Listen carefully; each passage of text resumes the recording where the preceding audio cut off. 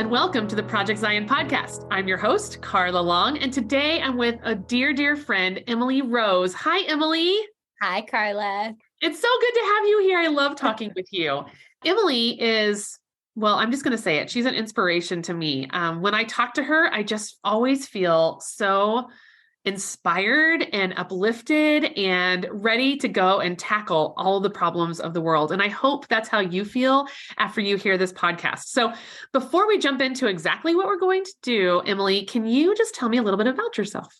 Yeah. So my name is Emily, and I live in Independence, Missouri with my husband, Daniel Harmon, and our 9-month-old son, Oliver, who I love. He's been such a great blessing and adventure and just joy these last 9 months. And yeah, so that's just kind of some personal details. But professionally, I work for Community of Christ as a peace and justice minister, remote for the Sierra Pacific Mission Center. So that's the Northern California area. And that's a relatively new thing in my life. And so far, I'm loving it and really excited about all the opportunities. Awesome. Thanks, Emily. So you and I were talking about something called faith-rooted organizing. And I think I know what that means, but maybe you could fill in some gaps for me. So my very, very first big question is, what is faith-rooted organizing? I first came into this concept of faith-rooted organizing when I was working for Community of Christ in Southern California as an invitation support minister. And we partnered with an organization called CLUE, and that's actually an acronym that stands for Clergy and Laity United for Economic Justice. And it was this wonderful organization that was kind of into community organizing, but their model and word that they use is faith-rooted organizing. And what they did is they leveraged the moral and spiritual authority of faith leaders and faith members to walk alongside unions as they sought better conditions and pay for workers. And they did that a number of different ways, but really what they proposed as the faith-rooted organizing model is to bring the gifts of faith to what would normally be traditional community organizing. So what do we mean by that? People of faith bring all kinds of gifts. We bring music and hymnody. We bring story and imagery. We have symbols that hold meaning. Honestly, we have hope for God's future that is a real source of energy. And faith-rooted organizing seeks to pair those gifts with the really important work that is being done for social justice, particularly in this context with community organizing around labor and economic justice. So it really sought to bring faith into that conversation. And it was an interfaith and an ecumenical experience. And yeah, it was a really powerful thing. And so it got me excited. I'm my happiest Community of Christ member in an ecumenical setting where we're partnered with people from all kinds of backgrounds. I get really excited about that. That is fascinating stuff. That's really awesome stuff to hear. How many people were involved with CLUE when you were in Southern California? How many people or how many churches? Oh, sure. There were probably dozens of different denominations and congregations that would gather once a month. The meetings were really important. So the way they were structured is they would actually try to center the voices and experiences of the people who were perhaps experiencing injustice. So one of the phrases they would like to say is the people closest to the pain should be closest to the power. And we really tried to structure how we gathered that way. So they would invite workers, say at Disneyland. They stood alongside hotel workers at Disneyland to try and improve hours and wages. And they would invite workers to come and speak to faith leaders and build relationship and get to know them. So what was powerful about that is that you begin to know people's stories and to recognize that there are hotel workers at fancy places in Southern California who have spent decades dedicated to those jobs and really are in conditions that are not safe and not practical and don't pay enough to survive in Southern California. And so the power came in those conversations because then all of a sudden you have these faith leaders who are committed to better conditions for people that they've met. And that meant that they would call on the phone to management or sometimes show up at picket lines or offer support in all kinds of ways. It radically shaped how I thought of ministry to have that experience.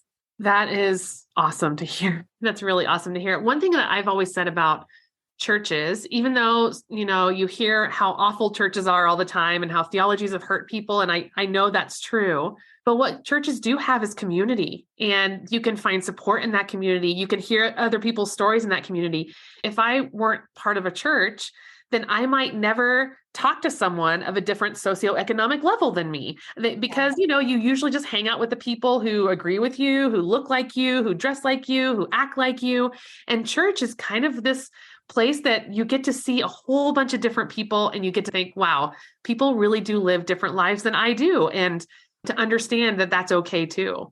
So that community aspect, I think, is extremely important for eye-opening. Yeah, it was really powerful. And I do think that, it's easy.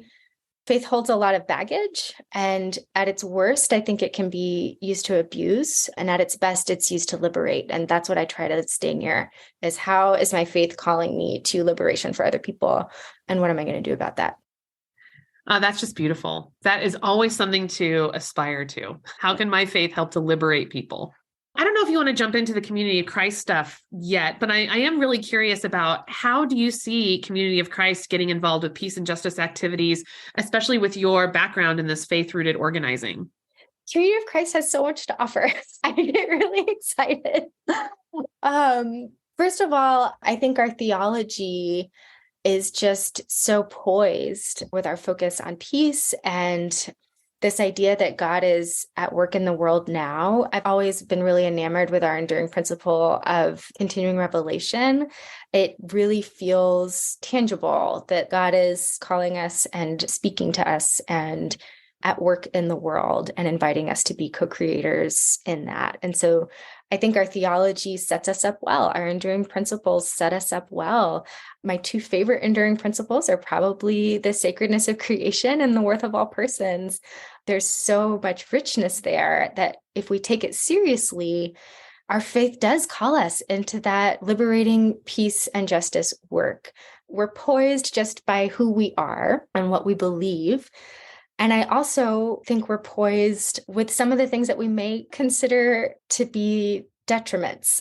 So I think sometimes we have a lack of self-confidence, perhaps based on our size and based on our numbers. But I think that there's some real power in having a small group of people punch above our weight. That's what we used to say in our Southern Utah congregation, where we had maybe a dozen people, but we were able to accomplish quite a lot because we didn't have 1,000 committees to work through and like lots of the red tape that accompanies a really big congregation, where it's just a group of people at a table who want to make the world better. So I think there's some real gifts of our smallness. And I think sometimes we get worried that our population is aging and we don't have enough young people, and we see that as a scarcity.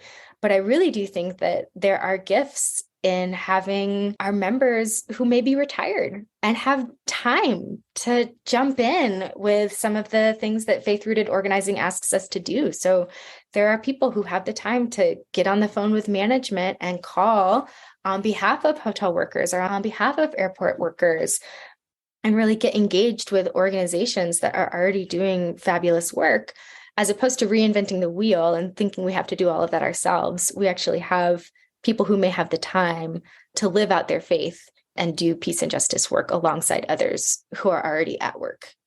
There's a lot of things to be jazzed about. There are a lot of things to be jazzed about. I really love that you talked about, sometimes people think that it's really the young people who need to change the world, right?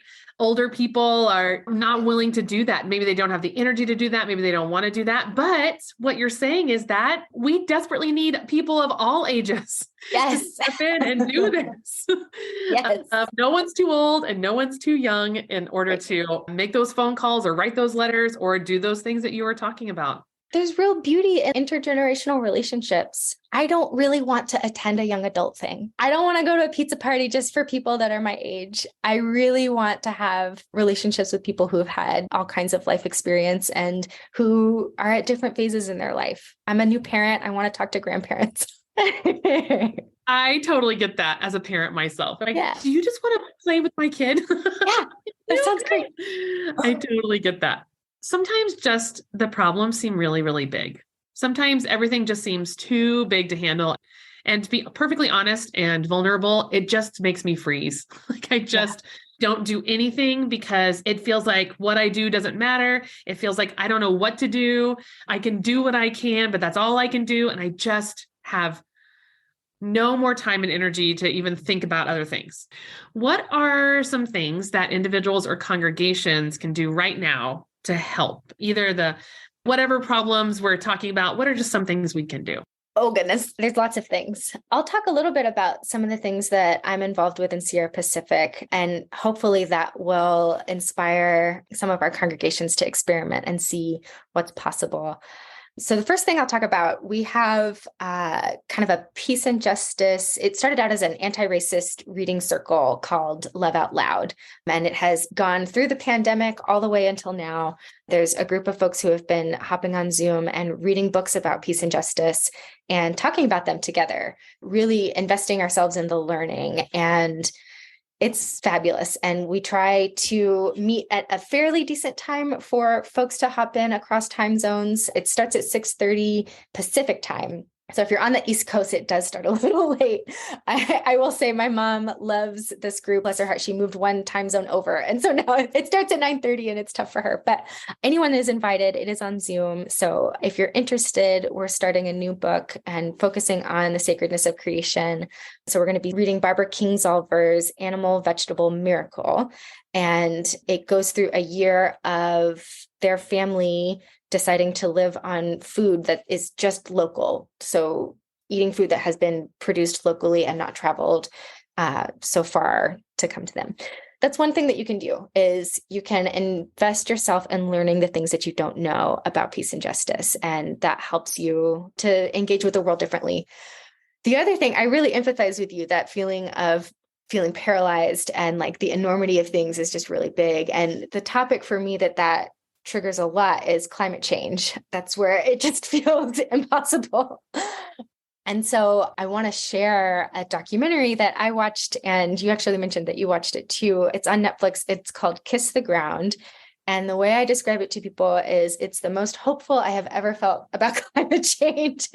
And it feels really tangible. What it talks about is how our agricultural system, so the way we tend the soil and the way we grow our food and the way our animals participate with that system, is degenerative. So it's eroding our soil, and our topsoil is really, really important. And there are ways of farming that are actually regenerative. So they build up our topsoil. And not only that, they pull carbon dioxide out of the air to the point that if we were to, on a large scale, lean into regenerative agriculture, we could draw down so much carbon that we would actually see a reversal of climate change. So we would see cooling within the next few decades. So that kind of learning makes me really hopeful. And I get really excited. What's really important is that we are living in a time where there's like this pivotal moment, right? The Farm Bill is being voted on this year. This is a Farm Bill in the United States year. So every 5 years, we reassess how we fund basically our entire food system. And now is a time when we could push for regenerative agriculture, like what's described in Kiss the Ground, that could legitimately help combat climate change in a really meaningful way. I say all of that because Community of Christ has this enduring principle of the sacredness of creation. And when we take that really seriously, it means pushing for policy and civic engagement rooted in faith position. So my faith compels me to see the soil as sacred and to see our relationship with the earth as sacred and our relationship with each other as all woven together. That is a very theological idea in my mind. And it compels me to want to protect it. And this is one way to do that, to really engage in our civic body and push for policies that support regenerative agriculture. There's lots of ways to do that. You can organize with your congregation and maybe meet with your representative. You can sign a petition I could link to in the show notes if that's something of interest for you. You can come to a peace colloquy that we are planning in Sierra Pacific. So it's the Redwoods Peace Colloquy, and our theme is actually on this topic. We're calling it Sacred Soil. It's going to be December 8th through the 10th. And some of that will be at Happy Valley, and some of it will be in partnership with the San Jose congregation. Anyone's invited. But we're focusing on bringing in experts from outside of Community of Christ to come and teach us about the various ways that our food system impacts our communities and the earth, and how we can respond from a place of faith. A lot of invitations in that.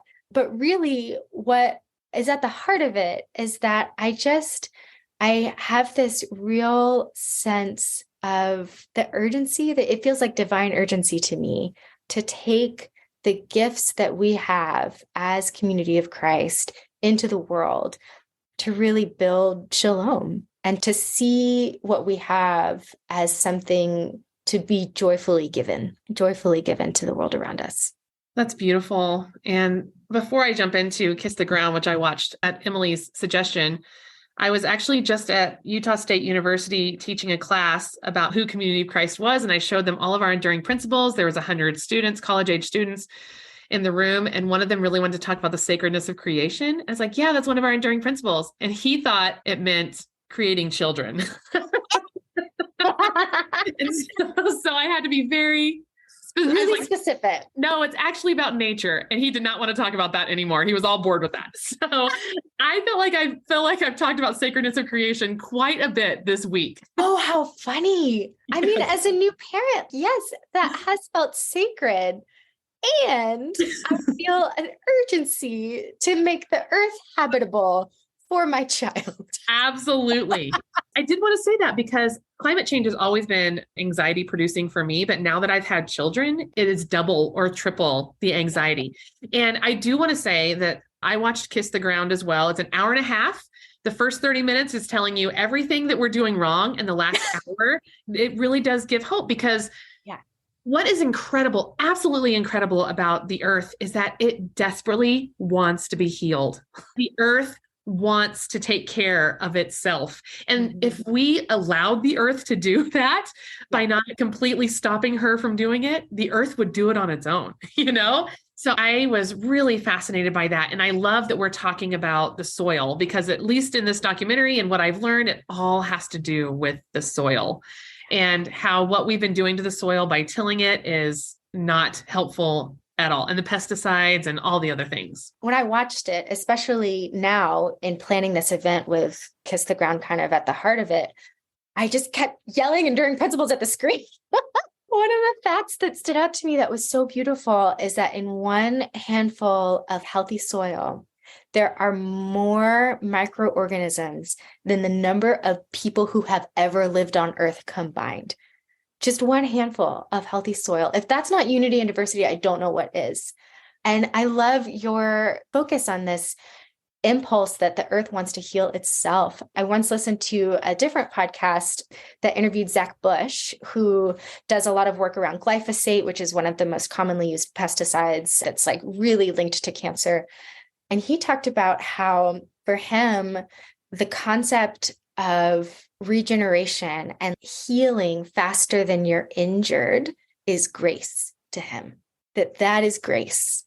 We can heal and turn the damage around faster than we have implemented that damage on the earth, and that's grace. I have not been able to let that go. Wow, that's a really good quote. Yeah. And also a really good way to look at grace, too. Yeah. Theology is everywhere. Theology is everywhere. Good theology and sometimes not so and good. Wonky, real wonky stuff out there. Wonky is a better way of putting it. It sounds like there's quite a bit that congregations and individuals can do. So a lot of the things that you're describing is maybe what individuals can do. They can join the book club, or they can go to the Redwoods Peace Colloquy in December at Happy Valley. and San Jose. There's a lot of things that you've described, which is awesome. What about from a congregational or community standpoint? What can congregations do in order to maybe help educate each other? Because, sometimes we don't know what we don't know. It's a little less scary to learn it in a group because you're like, oh, well, that person didn't know it either. So maybe I'm not as dumb as I think I am, things like that. Totally. I think there's a lot of gifts to come from learning in community. And we've definitely seen that in Love Out Loud. You made me think of a story just recently. So we are just wrapping up a book about gender. And one woman from our congregation, I want to say in Seattle, talked about how they changed their bathrooms that used to be men and women's bathrooms to be gender neutral bathrooms, just based on locks that say vacant or not vacant, and just like how they arranged the doors and the signs. And it was very easy. And there was another woman on the Zoom call from a different area of the country, and she was just dumbfounded at how easy that was. She was like, that seems like such a practical, easy thing. We're going to do that at our congregation. And so, I think, yes, learning in community is really helpful because it destigmatizes and makes you feel less alone if you don't know something. And B, there are just really practical ways to offer hospitality in our congregational buildings. And that's just one way to think about it.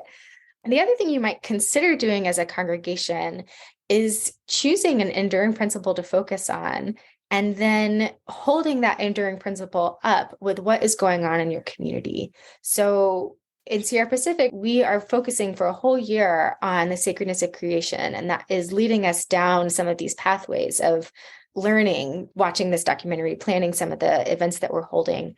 But really, it's encouraging us to use the enduring principles as a lens for what are some of the current events that I am seeing in my world. So say as a congregation, you decide this year, our lens that we're holding up and we're really focusing on is unity and diversity. And then start to think about, well, what does that mean in my community?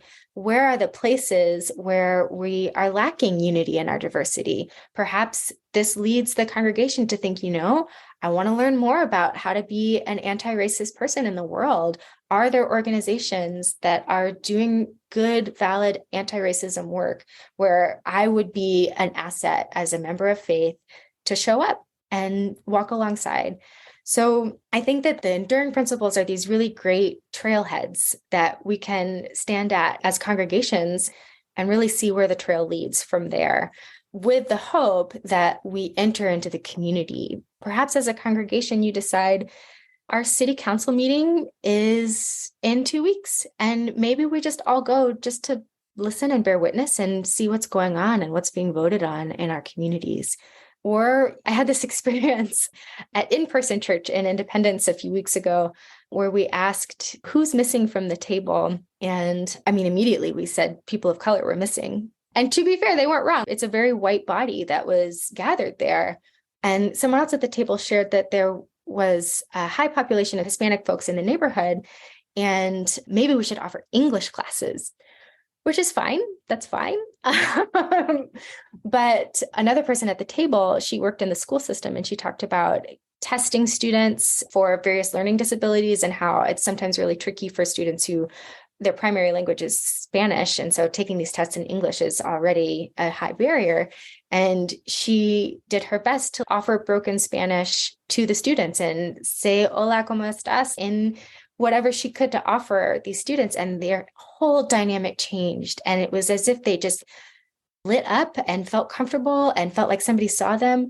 And I thought to myself, maybe it's not that we offer English classes, maybe it's that we take Spanish. And so I really think that's our invitation, is to shift. Where is the center of gravity? Is the goal to shift ourselves into being this perfect place where all of these people try to come to us? If we just have the perfect worship and the perfect programming or whatever, then people will start coming? Or is it to say who's missing and what are the needs of the people who are missing? And how do I show up in the community to support those needs? And who will I meet along the way? That's the shift in our conversation.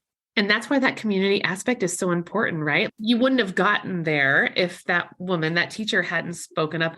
It's really important to have those conversations where you are open and willing to learn and not say, well, we have all the answers. Why aren't people coming to listen to my answers? Right. But be willing to change ourselves. That's really scary, Emily. It's really scary. Yeah, it Here is. you are. And we're going to mess up. Learning about issues of peace and justice means admitting to ourselves that maybe we've participated in systems that perpetuate those injustices, especially as a primarily white audience and congregation. We have to wrestle with white supremacy and what that means for us as congregations. And so it's a vulnerable space to learn things that are hard to learn. But when we do it in community, and when we do it prayerfully and with a willingness to get back up when we mess up, that's a holy endeavor, I think. It is a holy endeavor. It takes a lot of intentionality to do that. And it takes a group of people who are really brave and willing to be wrong. And that is, I hope, who we are. Yes. I want that to be who we are. And I know that that is where the enduring principles call us. Yeah, absolutely. Emily, this has just been a fascinating and inspirational conversation. Is there anything else that you want to talk about that I didn't ask about? So one of the things that struck me the most when I watched Kiss the Ground was how everything seemed to be connected to this thread of separation, right? So we separated how we grew our food from how we grow our animals, and we separated all of these processes and created all this disconnection. And the thing that really blew my mind was tracing back how we started in industrial agriculture to apply pesticides on this like mass scale to our food that we grow. So really what happened is some of the chemicals that were used in warfare, particularly in World War II, even related to some of the horrendous atrocities of the Holocaust, some of those chemicals were then rebranded as fertilizers and pesticides for farmers to use. So it became so crystal clear to me that this is related to peace. There's a line in the movie that talks about how all of this is related to those wars. We started this industrial agricultural practice and it stems from war.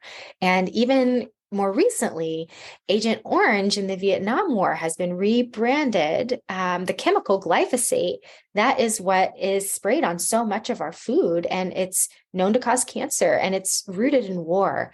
And so this light bulb moment happened for me when I was watching that if we are a peace church and we claim to be a peace church, then this is just woven into everything that we eat. We can't just limit ourselves to thinking of war and peace when we think about trying to be a peace church. So much of this stems from violence and then is rewoven into violence that we have now. And so when we think about the health of our soil and work to protect it, it's almost this act of restoring peace out of just this horrendous war. So that's something that really stood out to me, was if we want to be called a peace church, then we really need to focus on our food system. There's so much lack of peace in our food system the way it is now. And there's so much opportunity to seek out peace and to be peace and justice advocates and ministers and disciples by protecting the earth. I find that fascinating. And also the very idea that we need to be at war with the earth. Right. We should be working together with the earth. We don't need to fight her. She knows what's best for her. We don't have to fight her. She gets it. Right. We're the ones who don't get it. Right. Yeah, that is such an important point. Thank you for making that point. I think it's a really important thing for us as members and friends of a peace church to remember, that peace needs to be holistic peace. It's not just the absence of war. It's the working towards not being at war with nature, with our friends, with our family, whatever. There's just this invitation to healing and shifting away from all of that separation that we started talking about at the beginning, of separating how we grow food and separating who gets what. We're being invited into interconnectedness. Yeah, I think that's another really important point. Is in the documentary, it talks about how we separate livestock and growing crops, but really when you integrate them together, incredibly beautiful things can happen. Incredible things happen. cattle are not the enemy Yes. of soil, like so many people think. They don't have to destroy everything if we Right. did it in a different way. This vegan is totally cool with cows and reincorporating them into the food system. It's so important. People get funny when I tell them that I'm a vegan, but I would really support other people eating meat that's grown in this sustainable way that's helping us fight climate change. I think that's fabulous. Absolutely. Absolutely. Well, thank you so much for saying that, Emily. I really appreciate the idea of all of these things were products of war. Right. And they've been used as warring against Mother Nature, and it's not where we need to be. It's not helpful. It has been hurting our soils for 60 years, for a really long time. And it helps create and perpetuate this illusion of separateness. Like, oh, it's not going to hurt me. It's going to hurt the bugs that I am trying to kill on the farm or whatever. Like the pesticides aren't really going to hurt me. It's just getting rid of the pests. But we are all so deeply connected, and it does hurt us. It does. It absolutely does. Thanks, Emily. So I hope, gentle listener, that you have heard some ideas for things that you can do. I'm sure that you can contact Emily if you'd like to. Oh, please. Yes, please. And how would they contact you if they wanted to go to the Redwoods Peace Colloquy in December or something like that? My email address is just my name, Emily Rose, and then mdiv@gmail.com.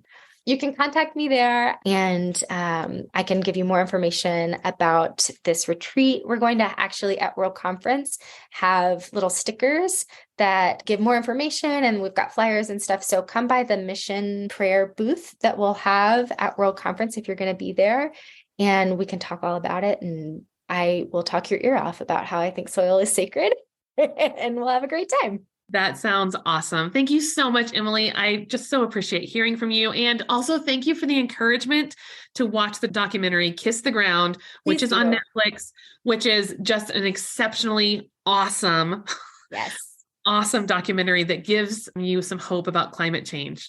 Just one of the things we've talked about today. Yes, absolutely. Give it a watch. Thank you so much. Thank you.